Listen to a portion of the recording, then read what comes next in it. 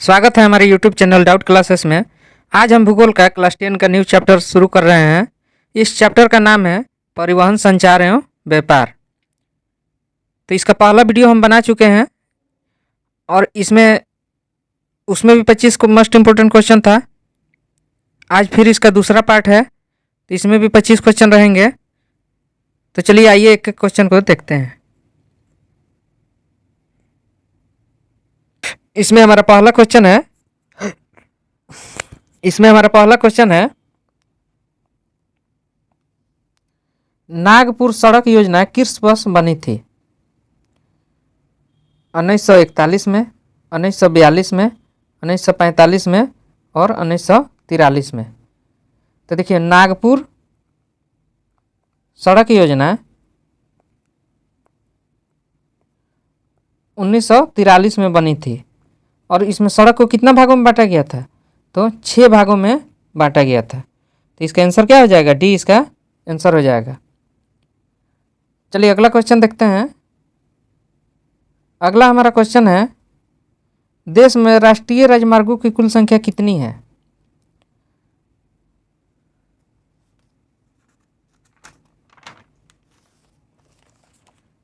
तो देखिए 75, ऑप्शन दिया है 75, 228, 321 और 117।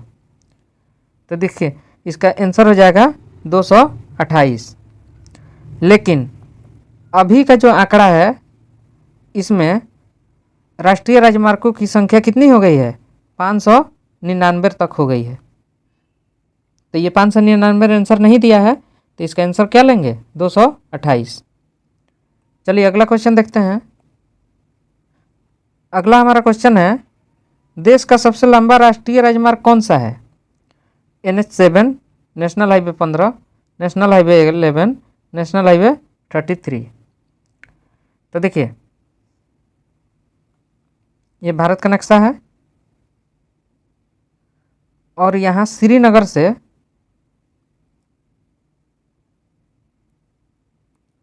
और यहाँ पे कन्याकुमारी तक एक रोड जाती है और इस रोड का नाम है NH7 और ये देश की सबसे लंबा राष्ट्रीय राजमार्ग है। तो ये कहाँ से कहाँ जाती है? श्रीनगर से कन्याकुमारी तक। और इस राष्ट्रीय राजमार्ग का नाम क्या है? तो NH7, ये याद रखिएगा। चलिए अगला क्वेश्चन देखते हैं। अगला हमारा क्वेश्चन है, राष्ट्रीय राजमार्ग 7 वाराणसी से किस स्थान तक जाती है? तो देखिए राष्ट्रीय राजमार्ग जो 7 है वो वाराणसी से और कन्याकुमारी तक जाती है और ये देश की सबसे लंबी राष्ट्रीय राजमार्ग है। तो इसका आंसर क्या हो जाएगा? कन्याकुमारी आंसर हो जाएगा। पिछला क्वेश्चन में हमने श्रीनगर बोल दिया था, श्रीनगर नहीं होगा, वाराणसी होगा। तो आप लोग उसको करेक्ट कर लीजिएगा। चलिए अगला क्वेश्चन देखते हैं। अगला हमारा क्वेश्चन है, किस राज्य में राष्ट्रीय राजमार्गों की लंबाई सबसे अधिक है?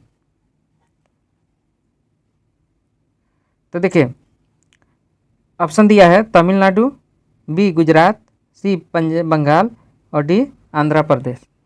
तो देखिए आंध्र प्रदेश में राष्ट्रीय राजमार्गों की लंबाई सबसे अधिक है, लेकिन जो ताज़ा आंकड़ा है उसके हिसाब से यूपी में राष्ट्रीय राजमार्गों की लंबाई सबसे ज़्यादा हो गई है। तो इसका आंसर यूपी होना चाहिए। चलिए अगला क्वेश्चन देखते हैं। अगला हमारा क्वेश्चन है, भारत में रेल परिचालन की शुरुआत कब हुई थी? तो ऑप्शन दिया है 1753, 1653, 1853 और 1953।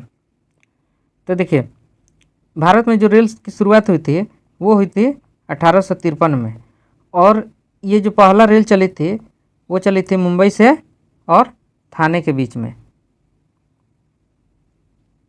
तो ये भी याद रखिएगा, कभी कभी स्थान भी पूछता है कि कहाँ से कहाँ चली थी। तो मुंबई से थाने के बीच में चली थी और 1853 में चली थी। तो इसका आंसर डी हो जाएगा। चलिए अगला क्वेश्चन देखते हैं। अगला हमारा क्वेश्चन है, हिमसागर एक्सप्रेस कन्याकुमारी से किस स्टेशन तक जाती है? गुवाहाटी तक जाती है, हावड़ा तक जाती है, जम्मू तवी तक जाती है और त्रिवेंद्रपुरम तक जाती है, त्रिवेंद्रम तक जाती है। तो देखिए इसका ऑप्शन हो जाएगा, ये जो हिमसागर एक्सप्रेस है वो कन्याकुमारी से लेकर और जम्मू तवी तक जाती है। यहाँ कन्याकुमारी है नीचे में दक्षिण में, और ये भारत की सबसे लंबी यात्रा करने वाली ट्रेन है। तो इसका आंसर क्या हो जाएगा? जम्मू तवी आंसर हो जाएगा। चलिए अगला क्वेश्चन देखते हैं। अगला हमारा क्वेश्चन है, भारतीय रेल मार्ग कितने गेजों में बटा हुआ है? तो ऑप्शन दिया है 2, 3, 4 और 5। तो देखिए भारतीय जो रेलवे है वो 4 गेजों में बटा हुआ है। पहला है ब्रॉड गेज। ये गेज एक्चुअली में जो रेल की पटरी होती है ना, तो उसकी जो लंबाई कितना दूर पे रखा जाए, ये डिस्टेंस, वो होती है गेज। तो एक होता है ब्रॉड गेज, दूसरा होता है मीटर गेज और तीसरा होता है नैरो गेज। और एक आजकल जो दुनिया में 60% देशों में यूज होता है वो है स्टैंडर्ड गेज, स्टैंडर्ड गेज। और देखिए ये जो दिल्ली मेट्रो चलती है वो इसी स्टैंडर्ड गेज के अनुसार चलती है। तो इसका आंसर क्या हो जाएगा? सी इसका आंसर हो जाएगा, 4। चलिए अगला क्वेश्चन देखते हैं। अगला हमारा क्वेश्चन है, भारतीय रेल मार्ग कितने जोन में बटा है? तो देखिए अभी के आंकड़ा के अनुसार जो भारतीय रेलवे है वो 19 जोनों में बटा हुआ है। पहले 16 था, लेकिन अभी जो है 19 जोन में बटा हुआ है। और इसमें एक नया जोन ऐड हुआ है, मेट्रो रेलवे कोलकाता। तो ये भी याद रखिएगा। चलिए अगला क्वेश्चन देखते हैं। अगला हमारा क्वेश्चन है कि पूर्वोत्तर रेलवे का मुख्यालय कहाँ पे है? गुवाहाटी में है, भुवनेश्वर में है, हाजीपुर में है और गोरखपुर में है। तो देखिए ये भारत का नक्शा है और भारतीय रेलवे कितने जोनों में बटी हुई है? 19 जोनों में। तो ये हुआ पूरब, ये पश्चिम। तो ये पूर्वोत्तर रेलवे पूछ रहा है, तो इधर होना चाहिए कहीं पे। तो पूर्वोत्तर जो रेलवे है वो है गोरखपुर में, ये भी याद रखिएगा। गोरखपुर इसका मुख्यालय है। तो इसका आंसर क्या हो जाएगा? ये इसका आंसर हो जाएगा। चलिए अगला क्वेश्चन देखते हैं। अगला हमारा क्वेश्चन है, पूर्वी मध्य रेलवे का मुख्यालय कहाँ है? तो हाजीपुर में है, गोरखपुर में है, भुवनेश्वर है और कोलकाता है। तो देखिए पूर्वी मध्य रेलवे का जो मुख्यालय है वो हाजीपुर में पड़ता है। तो ये इसका आंसर हो जाएगा। चलिए अगला क्वेश्चन देखते हैं। अगला हमारा क्वेश्चन है, दक्षिण पूर्व रेलवे का मुख्यालय किस शहर में है?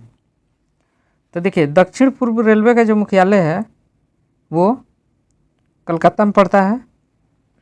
तो बी इसका आंसर हो जाएगा। चलिए अगला क्वेश्चन देखते हैं। अगला हमारा क्वेश्चन है, भारत में रेलवे स्टेशनों की संख्या कितनी है? तो देखिए भारत में जो रेलवे स्टेशनों की संख्या है वो 6,909 अभी तक बना है। तो इसका आंसर क्या हो जाएगा? डी इसका आंसर हो जाएगा, 6,909।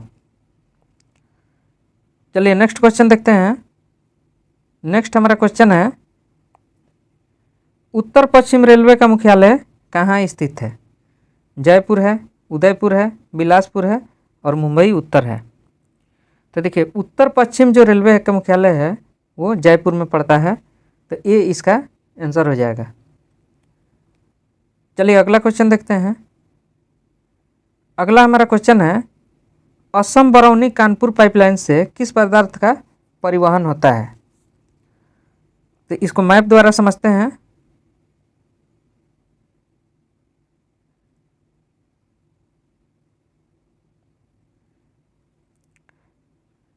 देखिए इधर से निकलती है ब्रह्मपुत्र नदी, ठीक है।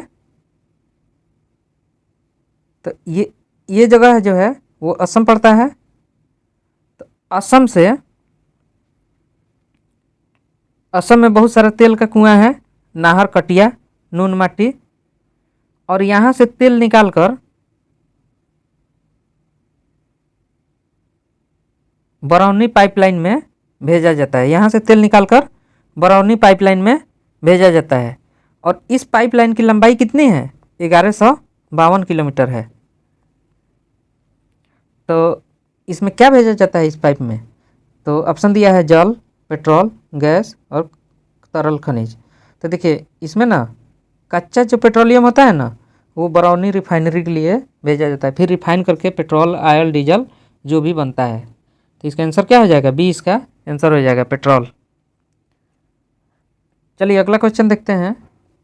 नेक्स्ट हमारा क्वेश्चन है, हावड़ा और कोलकाता किस नदी के तट पर स्थित है? गंगा नदी के तट पे, हुगली नदी के तट पे, ब्रह्मपुत्र नदी के तट पे और कावेरी नदी के तट पे।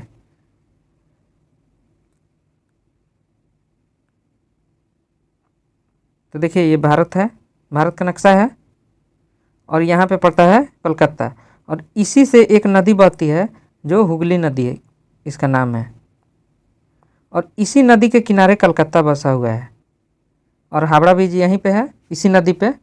तो इसका आंसर क्या हो जाएगा? बी इसका आंसर हो जाएगा, हुगली नदी। चलिए अगला क्वेश्चन देखते हैं। अगला हमारा क्वेश्चन है, राष्ट्रीय जलमार्ग संख्या 1 किस नदी पर विकसित है? तो देखिए अगला हमारा क्वेश्चन है, राष्ट्रीय जलमार्ग संख्या 1 किस नदी पे विकसित है? गंगा नदी पे, ब्रह्मपुत्र नदी पे, गोदावरी नदी पे और कोसी नदी पे। तो सबसे पहले इस मैप को समझते हैं, तब इसको समझ में आएगा। तो देखिए ये उत्तर प्रदेश से होते हुए और यहाँ कलकत्ता तक एक जलमार्ग है, इसको नेशनल हाईवे, नेशनल वाटरवे 1 बोलते हैं, राष्ट्रीय जलमार्ग 1। तो ये किस नदी पे है? तो ये गंगा नदी पे है। तो यही पूछ रहा है कि नेशनल वाटरवे 1 किस नदी पे स्थित है? तो ये गंगा नदी पे स्थित है। और यहाँ से जहाज़ चलती है सामान लाने के लिए, पटना होते हुए, यूपी होते हुए बंगाल तक जाती है। पटना यूपी से बंगाल तक सामान लेकर जाती है। चलिए अगला क्वेश्चन देखते हैं। अगला हमारा क्वेश्चन है, राष्ट्रीय जलमार्ग संख्या 2 सादिया से किस स्थान तक विकसित है? कोलकाता तक, हुबली तक, धुबरी तक और हल्दिया तक। तो देखिए फिर हम मैप बनाते हैं। मैप यार गलत हो जा रहा है। यहाँ पड़ती है ब्रह्मपुत्र नदी, यहाँ से बहती है। तो यहाँ से आसाम में एक जगह पड़ता है धुबरी, यहीं से ये वाटरवे शुरू होता है, यानी NW2 नेशनल वाटरवे 2। और ये कहाँ ख़त्म होता है? पश्चिम बंगाल के सादिया में जाकर ख़त्म होता है। और इसकी लंबाई कितनी है? तो इसकी जो लंबाई है 891 किलोमीटर है। तो कह रहा है कि राष्ट्रीय जलमार्ग संख्या 2 सादिया से किस स्थान तक विकसित है? तो सादिया से धुबरी तक विकसित है। तो इसका आंसर हो जाएगा सी। चलिए अगला क्वेश्चन देखते हैं। अगला हमारा क्वेश्चन है, राष्ट्रीय जलमार्ग 2 किस नदी पर विकसित है? तो अभी बताए हैं कि राष्ट्रीय जलमार्ग जो है वो किस नदी पे विकसित है? तो ब्रह्मपुत्र नदी पे। तो इसका आंसर क्या हो जाएगा? बी इसका आंसर हो जाएगा। चलिए अगला क्वेश्चन देखते हैं। अगला क्वेश्चन है, पारादीप पत्तन किस राज्य में स्थित है? ए आंध्र प्रदेश में, बी उड़ीसा में, सी तमिलनाडु में और डी पश्चिम बंगाल में।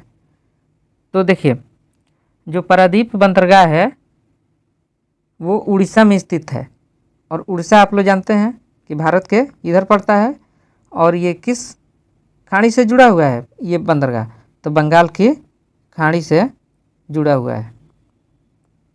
तो इसका आंसर क्या हो जाएगा? बी इसका आंसर हो जाएगा उड़ीसा। चलिए अगला क्वेश्चन देखते हैं।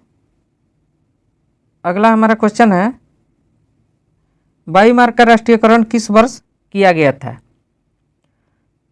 1853 में, 1981 में, 1953 में और 1973 में। तो देखिए, भारत के सभी एयरलाइन को 1953 में राष्ट्रीयकरण कर दिया गया था। और उस समय प्रधानमंत्री कौन थे? तो जवाहरलाल नेहरू थे। तो इसका आंसर क्या हो जाएगा? सी इसका आंसर हो जाएगा। चलिए अगला क्वेश्चन देखते हैं।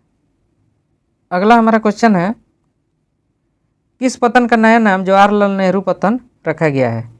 तो दिल्ली का, मुंबई का, चेन्नई का और कोलकाता का।